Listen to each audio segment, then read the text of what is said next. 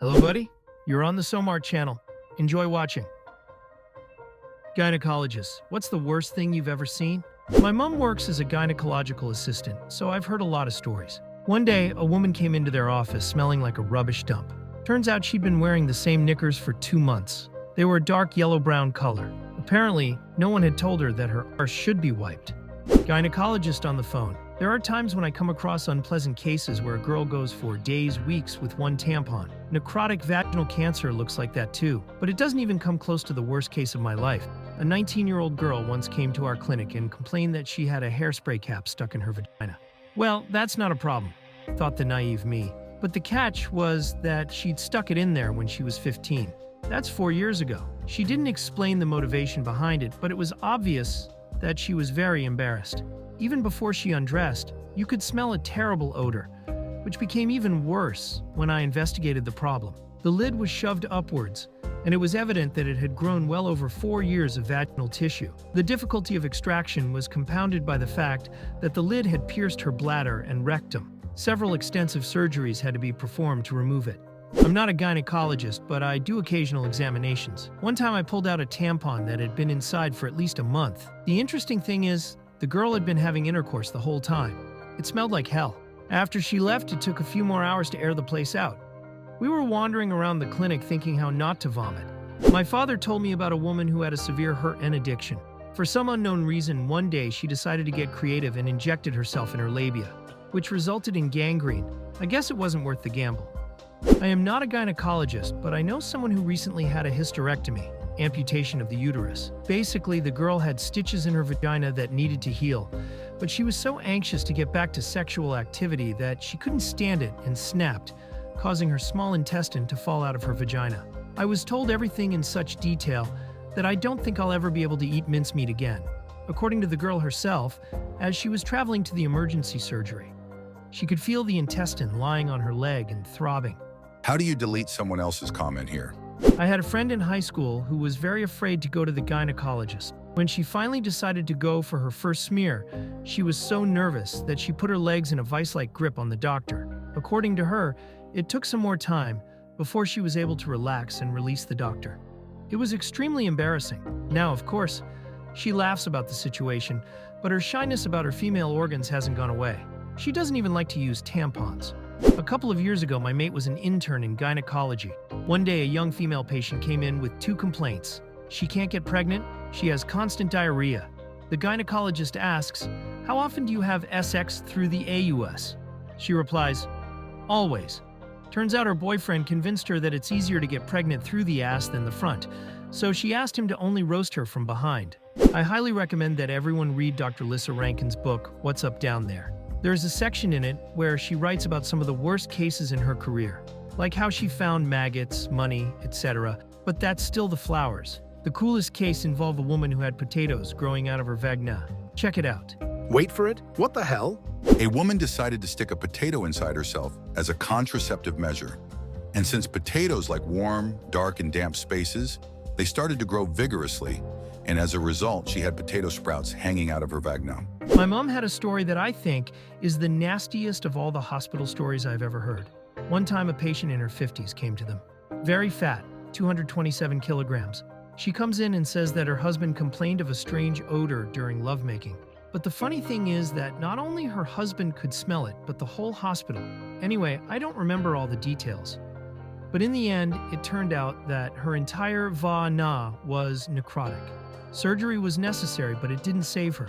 She died soon after. The best part of this story is that her husband smelled that infernal odor first. And even during sex, I'm not a gynecologist, but I've seen some pretty rough stuff too. I saw a woman with vaginal cancer. Then I saw what happened to her after she had her vagina and cervix removed. Not a pretty sight. I can't describe to you exactly all the procedures done, because I was a very young student at the time, but in the end, all that was left of the former organs was a big hollow hole with something dripping out of it. The poor woman was so heartbroken that she begged her husband to leave her because, quote, "You'll never be able to love me after this." But he turned out to be a good guy. He was by her bedside the whole time, holding her hand, comforting her, and feeding her love. You could tell the dude adored her. The 220-kilogram lady was admitted with paralysis of the lower limbs. She had a giant ulcer and necrotizing fasciitis, which had destroyed everything in the genital and buttock area. There were erosions in her rectum. We realized this by the fact that feces were leaking from several areas of the damaged surface.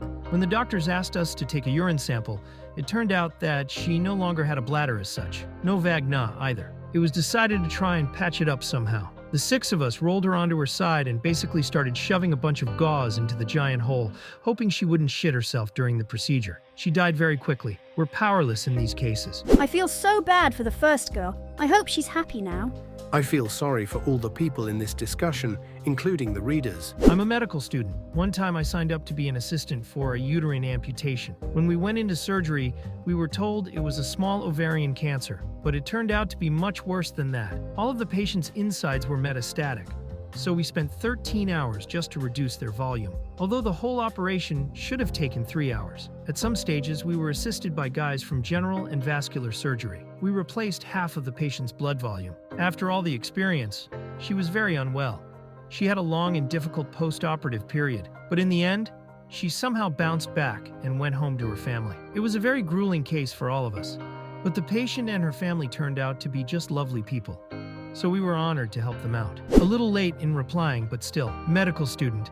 I'm going to be a full-fledged doctor in a few weeks. Not really a gynecologist, though. When I had an internship in gynecology, I was sent to examine a young lady. As I was preparing for the examination, the smell in the room was so bad that I started to think I was in for the worst bacterial vaginosis I'd ever seen. I get inside and start examining everything, but I don't see any unusual discharge. That's weird. I start to pull back, and I can feel that the further I move back, the stronger the smell gets. Turns out her feet just stank like crazy. My story isn't about vaginas, it's about boo-s, but it's no less disgusting. When I was in high school, I got involved with a student organization that sent high school students on internships. I decided to go help out at the trauma center. One day, a very obese woman is brought in. Complaint is chest pain.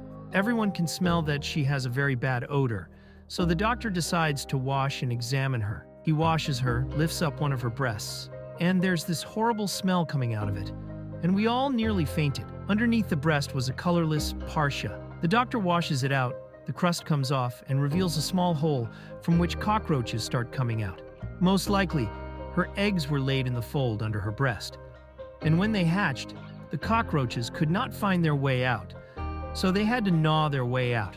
I am not a gynecologist, but I have had one defect since birth that I didn't pay attention to until I started using tampons. The point is that I had a septum, because of which I had not one hole, but 2. And I only realized I had a problem when I tried unsuccessfully to get a tampon out of me once. I put it in through one hole and then tried to get it out through the other smaller hole. That's where it got stuck. It hurt like hell, but there was nothing I could do about it. Luckily, it happened when my mom was nearby. She thought I was an idiot who couldn't get the tampon out. But then she saw what was wrong and took me to the gynecology clinic. I had an operation and now I have no problems.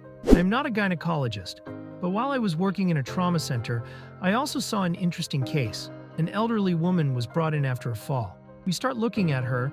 She has giant vaginal cancer. Her pelvis looked like 2/3 of a football had been stuck to it. The tumor was so big that it was pressing on the nerves in her left leg and obstructing blood flow, which is what caused her to fall. Do you know what happened to her after that? No, when I left there, she was still being worked on. I'm hoping they'll eventually give her to a hospice. It's just that with a tumor like that at 80, there's no point in chemo or radiation. I work as a nurse on the gynecology ward. Oddly enough, I don't encounter much creepy stuff. Women here are quite sensitive about their vaginas. In fact, the vagina is a very hardy organ. It can withstand even the most improper treatment. The worst case was when a woman came to us for a hysterectomy. At the beginning of the operation, the surgeon made a mistake and accidentally cut her colon.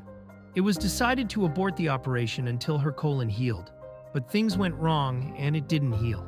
Anyway, soon the cut intestine fused with the post-operative wound on her abdomen and a fistula formed, through which defecation came out. And a wound through which feces comes out is not easy to heal, you know. The woman ended up in hospital for 9 months and had a million infections, lacerations, complicated dressings that lasted for hours, etc. At one point, her fecal wound was so big it could fit 2 of my fists. She ended up having a permanent colostomy, poo bag, and last I checked, they never removed her uterus. Well, thanks to your stories, I will never again be embarrassed about not shaving my legs or bikini area before going to the gynecologist. The story of my gynecologist colleague: a girl comes in for a checkup, climbs on the chair. My colleague sticks his fingers up her cervix. At that moment, a brilliant question pops into her head. Have you ever wondered if it's anything like stuffing a turkey? My colleague, trying to keep a stony face. No, but now I'm going to think about it for every Thanksgiving. The patient laughed, whereupon she looked my coworker right in the eye and clucked like a turkey, while my mate's fingers were still inside her. My favorite Thanksgiving story. My grandmother worked as a nurse in the gynecology department for 20 years. One day she came home angry and yelled, "If I ever have to look at someone's vagina again in my life, I'm going to KL someone," while smashing all the dishes in the house. The next day she quit. I had a very strange first visit to the gynecologist. I was very nervous. An older woman clearly noticed this. To lighten the mood, she said to me, "You're lucky you didn't go to a male gynecologist. They don't have fingers. They have healthy sausages." And then she stuck the fingers of her decrepit hand inside me. That's all for now, but you can check out our other videos. Thanks for watching. Don't forget to subscribe. Bye-bye.